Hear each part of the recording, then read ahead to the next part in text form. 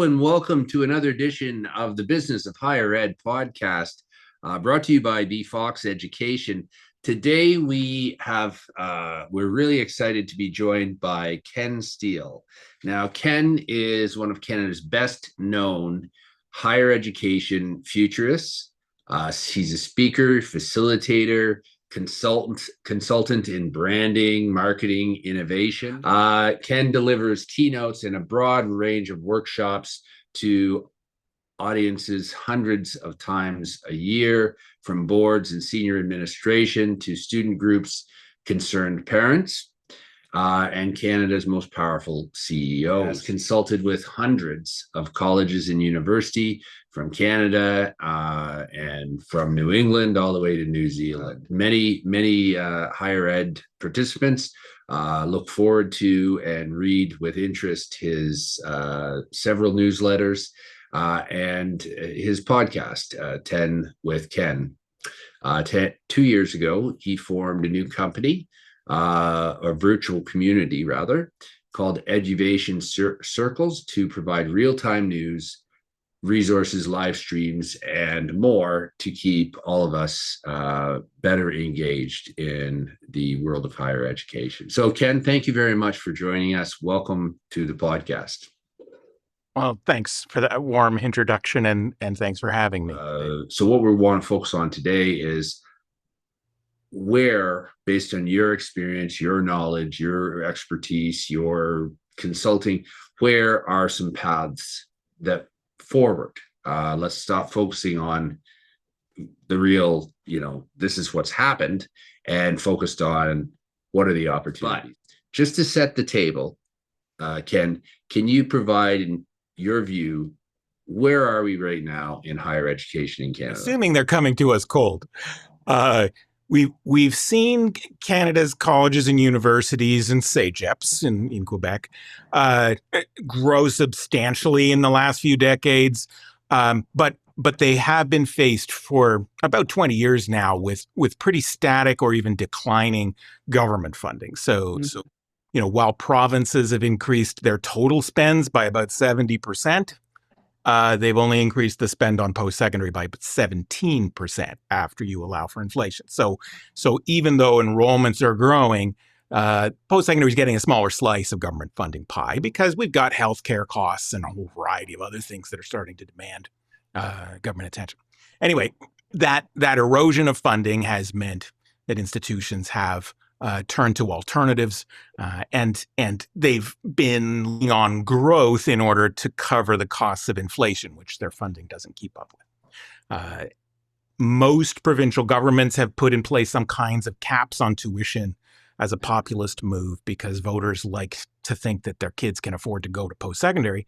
And as a result, they've sort of been capped in funding, capped in tuition, and many have turned to international students as the way to bring in unregulated tuition dollars that help to fund the system. I don't think we exploited international students, but we charged them what their education costs, whereas Canadian domestic students are being subsidized by a bunch of other things, so they don't pay as much in tuition. And the whole house of cards kind of came down a year or so ago when the federal government, IRCC, Immigration, Refugees and Citizenship Canada, decided that they couldn't tolerate the strain on housing. I think it was a political decision about the election as well, that they couldn't allow to be seen as weak on this file. So unfortunately, international students got scapegoated for the housing affordability crisis, even though you could argue corporate landlords and Airbnb and condo speculation and foreign investors, all sorts of other things had a bigger impact on housing. So with that abrupt change in international enrollment, we've seen, so far I've been tracking the public announcements across Canadian higher ed, and it's about $2.3 billion so far that institutions have acknowledged that they've lost in revenue. My guess is that's only half of the total, and it's just that they're not all speaking about it yet. That the sector's been hurt by what IRCC did, and the damage to brand Canada has meant that interest in coming to Canada has dropped about half, which was even more than IRCC wanted to see it drop. And it's dropped to reputable, high quality institutions as well as some of the fly by night places that really ought to have been regulated. So a whole lot of things were going on there, but I think it's created a very abrupt catastrophe for the sector where billions has been yanked out without much notice at all. Right. And there were warning shots across the bow, but I think most universities would have expected IRCC to implement some kind of prioritization so that the strip mall for profits that were bringing in thousands of students and 90% of them never showed up for class would have been the target rather than just everybody, the way it ended up playing out. So we've seen, that abrupt pivot to cutting programs. I think I've tracked about 500 programs that have been announced as being suspended so far, mostly at Ontario colleges who were in this deeper than everyone else. Some closing of campuses and satellite campuses and small locations. I think we're sitting around 30 of those so far that have been announced. Big budget cuts and of course layoffs were into the thousands already. I think we're likely to see that exceed 10,000 by the time the year is out, as institutions attempt to right size for their new financial reality, their new enrollment realities. And it's creating an awful lot of anguish. When I talk to presidents, the word I'm hearing repeatedly is existential. Colleges in Ontario, universities in more remote regions are saying this is an existential crisis for their institutions, and they're having to take very aggressive action to keep things afloat. I like to think that out of every challenging situation, opportunities do arise. Okay, we acknowledge this challenge, big challenge, existential challenge. How can we move forward? How are some institutions moving forward? What are the moves? Maybe you can't make a big move now, but maybe you can make, some small moves that can help. It's been said that you can't cut your way to greatness, and I think that's the fundamental problem. Is all you can do is winnow things down. Yeah, I mean, I think there's a bunch of pieces that are going to have to move one way or another. While it's not within the power of the institutions themselves, but I do think ultimately we're going to have to see some changes around tuition, around funding. The Blue Ribbon panel in Ontario issued a report almost 2 years ago, and I was pleased to see that it ended up reflecting a lot of the things that I was telling them. That we've got to address a whole bunch of shortfalls in Ontario, but elsewhere as well. You can't expect world-leading post-secondary if we're not going to fund it.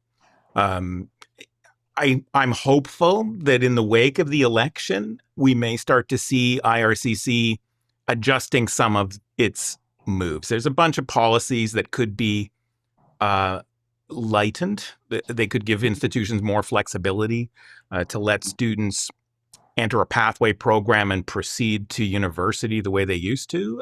But right now, the provincial attestation letters have to be done in two different processes. Letting students apply their visas to a joint program offered by a college and university, letting an institution apply a PAL to either undergrad or grad rather than boxing them into one and the other. There's a bunch of flexibility issues that we could see loosened, and maybe that trusted institution framework that IRCC has been talking about for more than a year could come into play, where if you've got enough campus residents, if you've got sufficient supports, if you've got evidence that these are quality programs with genuine students, that you're allowed to bring in more students than if you don't. Because I think that ultimately it was all about housing prices. So I do think there's a few of those things that are sort of outside of the institution's control that the government needs to change up. And while students don't want to hear that tuition needs to rise, I think the reality is that we've seen astronomical growth in interest in universities in many parts of this country, Ontario especially. The forecast is over the next 25 years, we're going to need another 150,000 seats for university students in Ontario because the demand just keeps rising and rising without any limit. While college enrollments are declining among domestic students, they're losing interest in college. I think you could set up a tuition policy that would make the cost advantage of college more appealing to more students, that you could potentially balance that a little better. So anyway, I think those things have to change. Beyond that, as you said, institutions have been looking for efficiencies as long as I've been alive. Massifying the lecture theaters, trying to find ways to teach more students with fewer expensive faculty, more and more adjunct faculty who are on contract, all of those kinds of, the efficiencies have been done to death, and in some ways they're getting kind of boring. I think what has untapped potential are, yes, some automation and AI kinds of efficiencies that are in the offing, as well as maybe some collaborations between institutions, which we're again starting to see. These sort of come up every now and then. You see a flurry of institutions trying to find ways to collaborate, and the consortiums around purchasing for automobiles or for employee benefit programs or paper clips.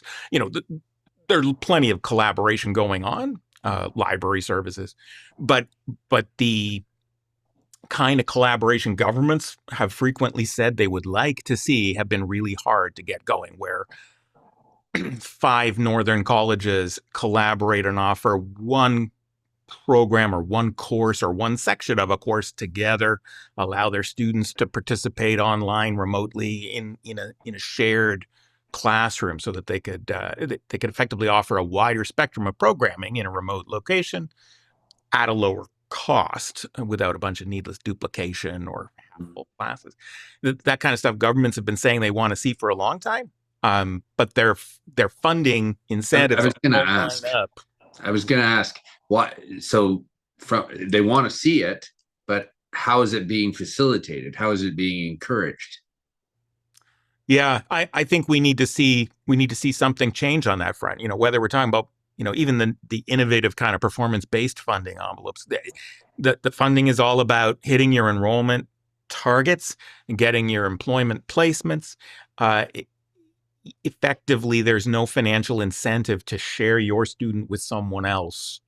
And in fact, for colleges, it's really punitive. If you've got a part-time student, you're getting paid half as much per course as if they're a full-time student. So anyway, that's Ontario specific, but there's certainly problems in the way the incentives are set up to encourage collaboration, and I think we need to see more policy change. I don't know what we will see, but I think that there's a willingness. In the last little while, there's been a few interesting examples. I mean, just last month, we saw Seneca Polytechnic and Confederation College announce they were going to start sharing facilities and personnel on their aviation programs.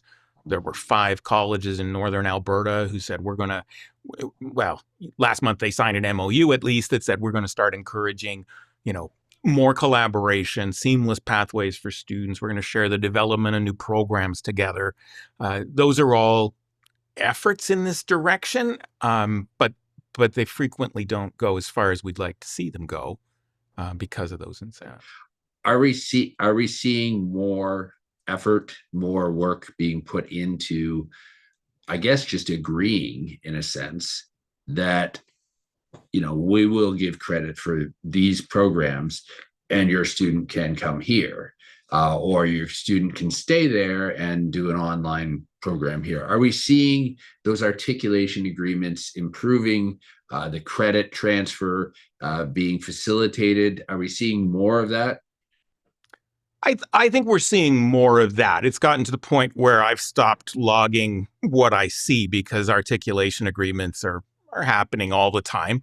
It's still a patchwork across the country. You've got provincial councils on articulation and transfer that are developing more and more sophisticated clearinghouses and ways for students to sort of research what's available, sometimes a common application center. This fall, Humber Polytechnic is going to be, have promised, they're going to be delivering a new streamlined process for automatic credit transfer from all the other Ontario colleges with an automated system that they've been working on.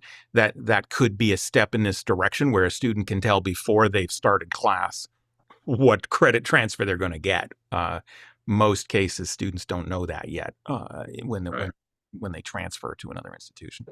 The sad thing is that ultimately, while colleges are more of a system, universities are fiefdoms unto themselves. And if course credit is the currency of the realm, then these universities hoard that in their cellars and keep the drawbridge up. The goal of getting people to transfer in with credit already is something that premiers can't dictate it. Presidents at the universities can't dictate it. The Senate has to agree on how it's going to recognize things. It's a political issue. It's much easier for a province to say, let's create a brand new university, because they can do that whenever they want. It can be virtual. It can use blockchain credit. It can accumulate course credits from a whole range of places and allow students to, it could. We don't currently have anything quite like that. But it would be easier for the provinces to just create their own institution to ensure credit transfer. You could argue Athabasca in Alberta is sort of got potential to do that, but it's now its own thing. And again, it would be a process to arrange for that.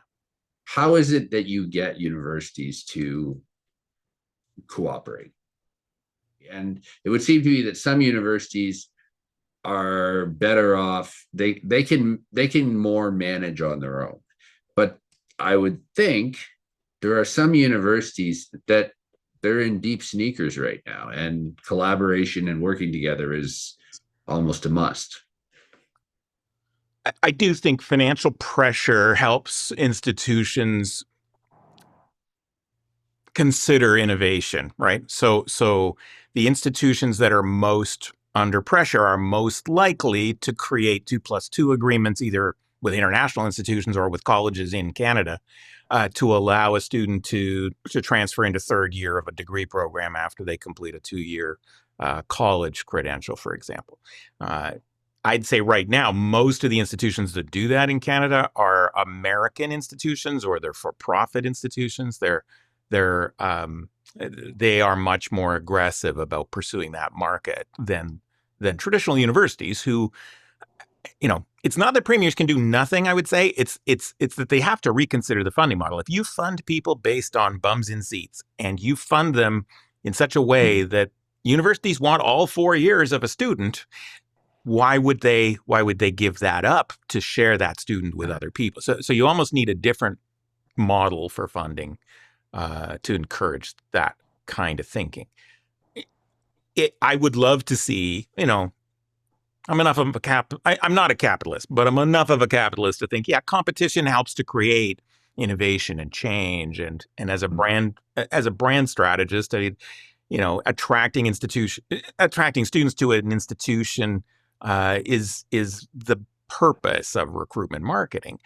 But there is an appeal to some of the systems you see in, say, California, where the UC system has multiple campuses that are sort of one big happy family working with a single board of trustees. We see that in New Brunswick with the community colleges. We see that in Nova Scotia and Newfoundland and Labrador. We don't see that in the big populous provinces in Canada. We don't really have a system in Ontario, BC, or Alberta that allows the institutions to collaborate and be more collegial and less competitive with each other. They see each other as competitors. And, it's possible that rationalization, that cost pressures, that this existential crisis could encourage some of that sort of merging. We've seen a few mergers in Canada over the last few years, mostly of small federated colleges at universities in Ontario, or there are a couple of colleges in Saskatchewan that merged to form Suncrest. We're seeing bits of that, but it is possible that we'd start to see some more of that pushed along. The Blue Ribbon panel in Ontario was suggesting that northern institutions maybe ought to be thinking about that, especially the francophone institutions in northern Ontario ought to be thinking about, do we, do we amalgamate somehow in order to achieve more of that kind of collaborative rather than competitive perspective. The differentiation between schools, the why us? Are we making progress in that in Canadian post-secondary education? Because I think we're in a spot for many institutions where the fall came and students showed up for quite a number of years. I don't think we're necessarily in that same spot, and certainly not all institutions. What do you think? I mean, I look very closely for differentiation because that's my bread and butter. It has come a long way in 20 years. It's still more prevalent among universities than among colleges, and ironically, it's more prevalent among big city universities. So if you're in a big city with multiple other universities like Toronto, Vancouver, Calgary, Montreal, you can choose to differentiate. You don't need to be all things to all people. You're not serving the province or even the city alone. There's lots of others to do it. So, Toronto Metropolitan U, University of Toronto, York University can do different things because they're within commute distance of each other. Ironically, yeah, that the institutions who are further afield feel more pressure to be everything, and they're the ones who can least afford it, which is problematic. There are plenty of global studies looking at institutions. A famous example is in Australia. Monash University, back around 2020, cut down 100 of their programs. They had 140 programs. They cut them to 40 undergraduate programs. Oh. They saved $25 million, not surprisingly. But what is surprising is that they started attracting more students. They went up 15,000 students. They attracted 350 million more in revenue. And surprisingly, they rose 60 places in the university rankings as well. The effect of focusing on your knitting is powerful. And I've always believed that you find your niche and you try to maximize that. At the same time, as you said at the beginning, I was a Shakespeare scholar. I appreciate the liberal arts and the importance, I think, of a broad, lateral thinking kind of education is more important in a world of AI than ever before. So I understand why institutions don't want to go without a French or a Russian department, a Mandarin department, AI department, philosophy. There's a desire to have all things there. And I think that's where, if students could have a little more mobility, they could pick those things up without every institution needing to have a full department to offer all of these things. Because we already don't have that. And we're seeing modern languages getting cut. Modern languages, music, fine arts are being cut across the country right now in an effort to try to sort of conserve resources by institutions that are under pressure. The colleges are cutting mostly programs that were heavily enrolled by international students, but they're also, like international business or something. But Right. they're also cutting expensive programs that they can't afford. So you're seeing constraints on aviation, on skilled trades, on nursing. The things that we say we need for our workforce are where they're cutting because those are the expensive programs to offer. So yeah, there's some challenges, but differentiation doesn't have to be just about what you teach. It can be how you teach it. It can be where you teach it. It can be the extracurricular kinds of value add. University of Waterloo differentiates in some ways because it's really well known for its IT programming and math. But what I think really makes it different is that the co-op teaching model Wow. that Yeah. students have there, right? Yeah. So that made them quite distinctive, and they were distinct like that from their very founding, just like Right. most Canadian institutions. If they're distinctive, it's because they were created that way, not because they changed to be that way. What are you seeing in terms of program development? In terms of, I mean, I would just imagine they're going to look at what the government has prioritized, but what are you seeing in terms of program development in this time of austerity and schools having to be very nimble on their feet? Well, some institutions look at the government priorities for sure, especially if they're trying to get funding for a new campus or for growth or something. Uh, but certainly not all. Yeah, yeah. I think there's at least three stakeholders here who are all going to have, to some degree, distorted perceptions. So faculty in the Senate believe they know what's best for students. They want to set programming. They have some blinders. They're not seeing everything.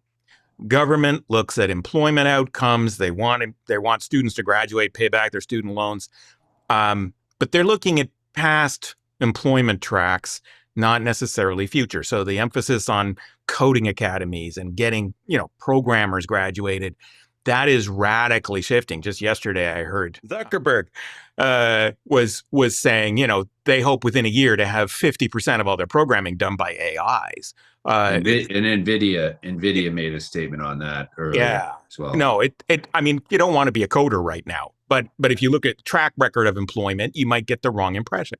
Governments frequently have this hot tap in the shower sense where they cut back and then we run out of teachers and then they turn it back on full and then we have too many teachers, and they do this with nurses and with teachers. That third stakeholder group. So Senates aren't all knowing, governments aren't all knowing, and students don't usually know everything that's good for them either. So No. so students, will say, video game programming is very popular these days, and many of them are getting employment, I'm sure. I again think AIs are going to start doing more and more of that work as we go forward, just like they will Hollywood animation and other things. But just offering the junk food that we want isn't necessarily what's good for us either. So it's a challenge to get the program mix right. But there's some interesting stuff going on. There are some great university college collaborations between McMaster and Mohawk, between Carleton and Algonquin, between Queens and a whole range of different colleges, where students are sort of enrolled simultaneously at both institutions, and they're getting some practical hands-on along with some theoretical university coursework, and then there are these. I think the other kind of, if you think of that as blurring the line between college and university, I think we're also blurring the line between work and learning, and the opportunities. Waterloo started in this direction with co-op terms, where you're sort of a term in each place. A few years back, Carleton and Shopify launched something they called a dev degree. Now, York's Lassonde School of Engineering has expanded that dev degree program to 20 other employers, and they've increased the work ratio. So those students are spending 80% of their time at work learning from engineers there, 20% of their time in the classroom learning from profs, effectively being paid for the whole time they're an undergrad, and graduating with a ton of work experience and sort of ready to go. Those kinds of innovative models, I think, are part of where we should be going as we try to cope with the facts that people can't afford to just take 4 years off to immerse themselves in education. But it's also true that the universities, especially the ones with strong brands, are not hurting for applicants right now, and they're not hurting for enrollments. So I mean, as long as students are willing to enroll, universities will serve them the way they always have. The problem is the squeeze on funding means that you're hollowing out support services, you're hollowing out faculty, more and more contract teachers, and so on. Universities, well, I'm not. it gets tedious quickly. But universities are these complex little cities in which everything's cross-subsidizing everything else. And because they're trying to do so many things, nothing really stands alone except maybe an executive MBA program that more than earns its keep and turns a profit. But most research is being cross-subsidized by teaching. Most science and nursing programs are being cross-subsidized by English lit students and philosophy students. There's a way in which, trying to tell the university what to do based on one parameter, like employment outcomes, might hurt their overall funding model that keeps them afloat too. So I think diversity is the best answer, whether we're talking about, biology in the world, species diversity, or we're talking about choice for prospective students. The more diversity we've got in our institutions, the better. And the problem is that left to their own devices, they frequently gravitate toward isomorphism of saying, let's all be Harvard for a university. Let's all be, I don't know, MIT if we're a college. That willingness to let institutions be different, I think, is the best hope we've got of finding things that work, and then some things just don't work. The willingness to take risk. If we've got universities and colleges, certain ones that they're going to be fine. They are getting their students. So there isn't necessarily as much pressure to do things a little differently or think a little differently or try something differently. The schools that are probably that are needing to take the risk is a bigger risk to them than it would be to another institution in Ontario, let's say, that is not having to worry too much about enrollment. So are we not, in a sense, where the squeeze on these smaller institutions, they're getting hit from all sides? What are we seeing with these institutions who are more vulnerable? Because as we said, there's no clear path to merger. There's no exact clear path to what happens if we run out of money. The international student piece is changed. Where do we go? I mean, it's a political problem, right? I think the Blue Ribbon panel was suggesting that the province of Ontario needs to loosen up the enrollment requirements and increase the funding for northern institutions because they won't achieve economies of scale. But no politician wants to pull the plug on those institutions that are serving those remote communities. They're important cornerstones of these. So can we stop? No one wants to pull the plug. What do these institutions do? No one wants to pull the plug. I get that. Politically, losing a college or a campus in a southern, rural, or northern, wherever, it's not great politics. Politicians don't want to lose the school, but at the same time, are we providing the resources or encouraging the type of leadership in these schools and the type of programs that is going to somehow move the needle? I think there's a few things that they can do and are doing. On their own, it's a little tougher, right? When you look at the big education experiments, edX, the big MOOC operation, was Harvard and MIT together, and they ultimately pulled out of that and sold it. If the big guys seem to be better positioned to take big experiments. Small institutions, they can find niche programming. So I'm thinking of Fairview College in Alberta that has the country's only Harley Davidson motorcycle repair program. That's a cool program right there. You can find these little gems and you can build a halo around them, and you can make your institution memorable for something, and then try to build on that. I think what we're seeing a lot of smaller schools doing is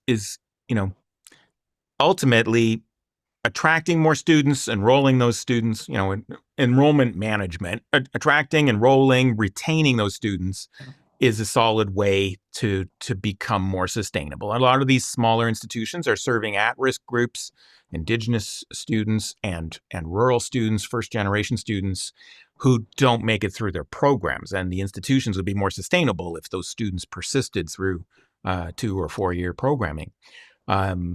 So nobody would dispute that it's an honorable thing to try to improve student success, invest in student success. It's not usually free, but you see consortia of smaller schools like the Maple League universities that work together. They've been sharing during the pandemic, especially. They shared a Center for Teaching and Learning initiative to get faculty up to speed on online delivery and so on. You know, I think consortium approaches are one way in which you can move the needle on these things. And then partnerships with industry are probably the other. And colleges are more likely to pursue that. But you sometimes see, biz schools especially, who create MBAs specifically for a telecom company or a bank. Colleges will form partnerships, with a mining company or with a energy sector company or whatever. So if you're in a remote area, probably the town you're in is there because of something that's going on. So connecting to that.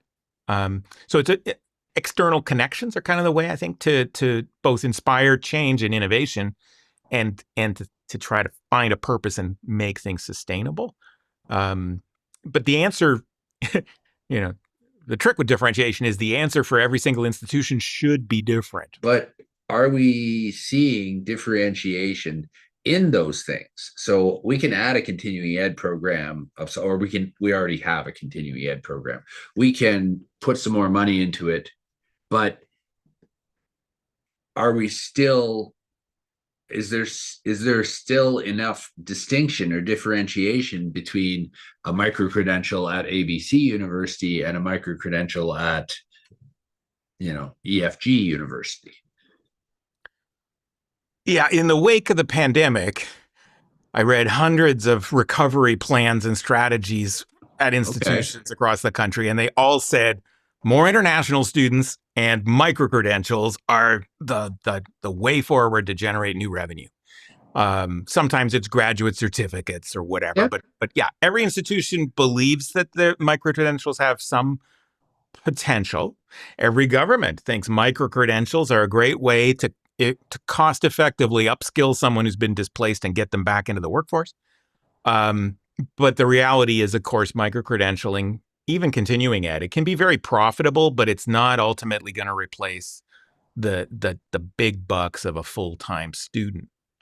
So institutions struggle with that. I think there's no question there's going to be more and more need for lifelong learning. The latest Stanford Center for Longevity report I saw said that half of today's 5-year-olds will live to be over 100. They are expected to have working careers of 60 years or more. With the pace of change in technology, over a 60-year career, you're going to be retraining multiple times. You're going to need lifelong learning. And there are institutions that are trying subscription models. There are some interesting online options like University to People. I think there's going to be more demand for sort of postgraduate learning, lifelong learning, real-time learning in the workplace.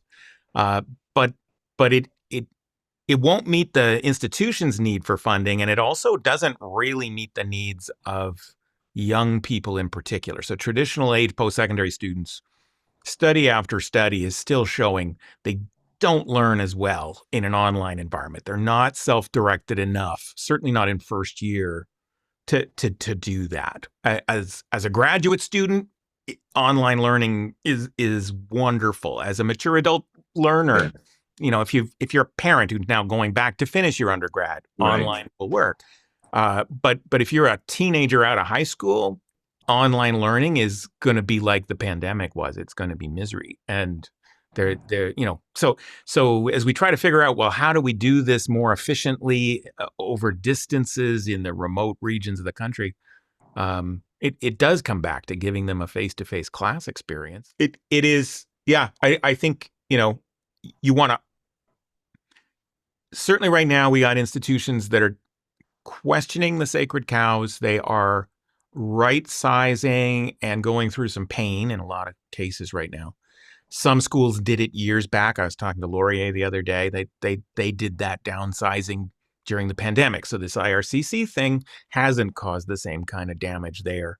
Um, we are seeing institutions rethink their size, and I think they're going to be focused on optimizing recruitment and enrollment, sustaining those students through to graduation.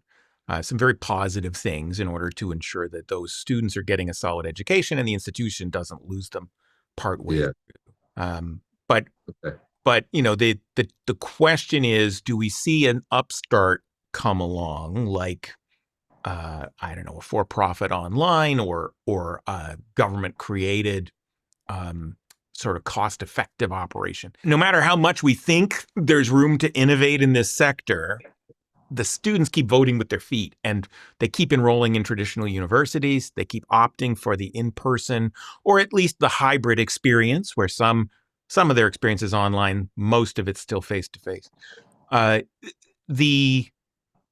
The reality is that that's what they want, and as long as they're going, the big institutions, the big centers are going to be fine.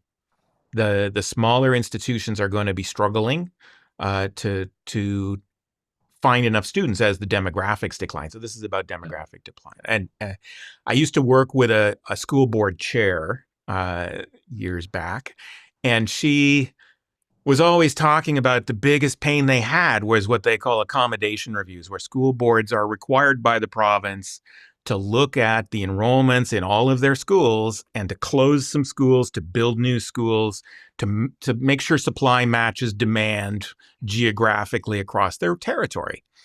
We don't have any system remotely like that in higher education. So there is no effort to ensure that our supply matches the demand. So what? But why not? Politically unpopular, right? Right. That's Well, why the only reason school boards exist instead of the Ministry of Ed running schools directly is the province can blame the school board for closing a school. But we also know that students won't go very far afield, right? I mean, if you're a first generation Canadian living in Toronto, you don't want to go to a far-flung small town in order to go to university or college. If you're in a rural area, you're not going to travel to the big city in most cases either. So if we want to ensure we maximize the potential of young people in the country, let's say, we got to bring education to them somehow. And just like cell phones and the train system, this is a big country that's just bloody expensive to take stuff to people in remote areas. And so how do we pay for it? We see focuses on things like mining through research funding from the tri-councils, through industry partnerships. There are a select number, 6 institutions in the country that have built up a lot of mining specialization. I think we do see some sort of centers of excellence that start to grow, to outgrow their institution almost. They become pinnacles there. But it's always it's easy to open a new campus. There's a bunch of discussions around Brantford and Southern, the GTA. Easy to open new campuses. It's hard to close them. Easy to open new programs. Very hard to close them. It's not truly a system is part of the problem. So, it upsets me no end that the Council of Ministers of Education of Canada, the CMEC, is the only national body really that convenes to talk about education issues. And what I've been told is they spend most of their time strategizing how to keep Ottawa out of their business. So it's not about national data gathering. It's not about collaboration or consistent systems. We talk about lowering interprovincial barriers. We have a lot of those in education too. And then when you get within the province, there isn't really a system for universities or for colleges. And so system level decisions don't get made. The closest thing we get is when you have a college like Aurora College in Northwest Territories that has 12, well, they have more than 12 locations across the province, the territory. But they've decided they need to to shut a bunch of them down lately too because of financial pressure and enrollment issues. You can't really run a satellite campus when it serves 12 students a year, but some of these institutions are trying to do that. So how do I'd say partnerships with libraries might be a solution. Yeah. We Yeah. know No. getting students together helps them learn. Even if the prof is on a screen, if the students are in the room together, it will help. Yeah. And Exchange. And yeah. there's some interesting collaborations in Hamilton. Mohawk College is doing a federally funded pilot. I think it's still on right now. Started a year or so ago, in which they are running at the public libraries. They are running concurrent programming for the college student and for their preschool child. So they can bring their kid to the library, and they're sort of both parent and child are in programming at the same. There's some cool little ideas like that where you think, that could work. Collaborative, community spaces, but it is a real challenge to operate an increasingly expensive enterprise in a remote town or city. And it doesn't help that we're seeing, I've spent a bit of my time in northern BC lately, and it doesn't help that you've got major industries like forestry that are being disrupted by wildfire, by invasive pine beetles, and so you're hollowing out. At the same time as you got more and more people who need retraining, you got less and less industry to support the tax base, to partner with the institution for applied research programming, and so on. So there's a way in which we need to reinvigorate our northern industry, which is all going to be part of our nation building challenge right now as we try to figure out how Canada's economy is going to look in the next few years. You've been working in this field and internationally. So you've been all over the place, different countries, different school systems. And my question is the model, the post-secondary model. What are 3 or 4 things that would come to your mind that you might share? What do you see in terms of the model and in terms of the money? What's exciting about this year in particular is that we still have this promise of a nation building exercise where we try to figure out, how does Canada's economy become more resilient, more multipolar? How do we reinvigorate it? How do we increase our productivity? We've been a little too content, I think, to be the hewers of, how's this work? The hewers of wood and the drawers of water, who then deliver everything to the south, and they protect us in return, right? How do we reinvent this economy is in a way going to be how post-secondary evolves too. So I think there's fairly widespread agreement we need to meet our NATO target for actual investment in military. That's going to have implications for post-secondary and research in fueling everything from shipbuilding to officer training. How we complete the supply chain around automotive and advanced manufacturing, or around agriculture and food processing. How we complete some of those supply chains will again require research. It will require applied research. It will require training and personnel. Post-secondary may have some opportunities. That money is going to come partly from government. It's going to come partly from the private sector. I think it's going to come partly from tuition, and we're going to need all of those to be firing, really, and sure, partly from donors and advancement initiatives too. You could see that right now as institutions are trying to take advantage of the U.S.'s cultural pain right now.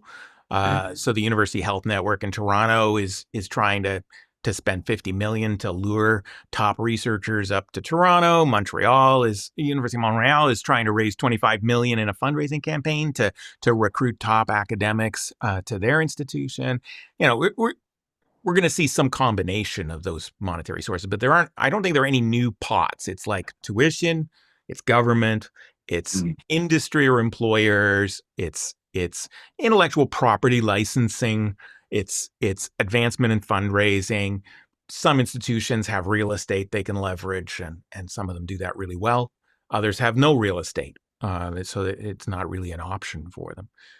But those are the kinds of things we're seeing, I think, in plans that institutions are developing to try to chart their financial path forward, aside from just cutting. I think the international piece, even though we don't, there's a cap on bringing international students to Canada, but the transnational piece is a much bigger market. Navitas said by 2030, 10 million international students will migrate for post-secondary, but 40 million are going to be seeking international credentials in their home country or in another country. So you got UK universities delivering programming to Indian students in Dubai. You've got institutions setting up satellite campuses abroad or delivering at other institutions abroad, setting up partnerships.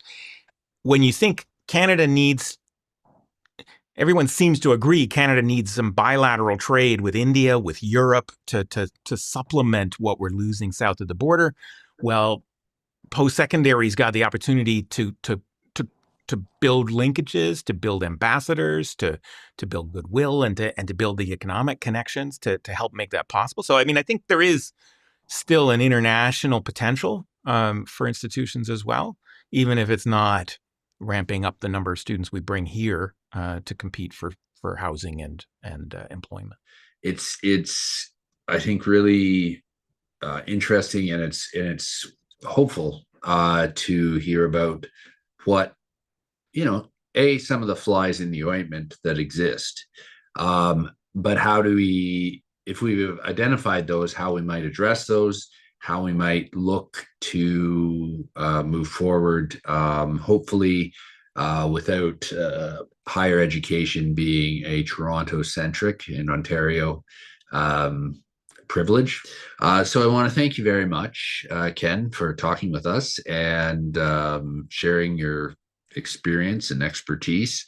And to those who are watching, if you like this programming, if you have any questions, if you have any opinions, put them down below, and they will be read. And any ideas for new episodes, put it down there as well. Like, subscribe. So thank you very much, Ken. And to our audience, have a lovely day. Thank you.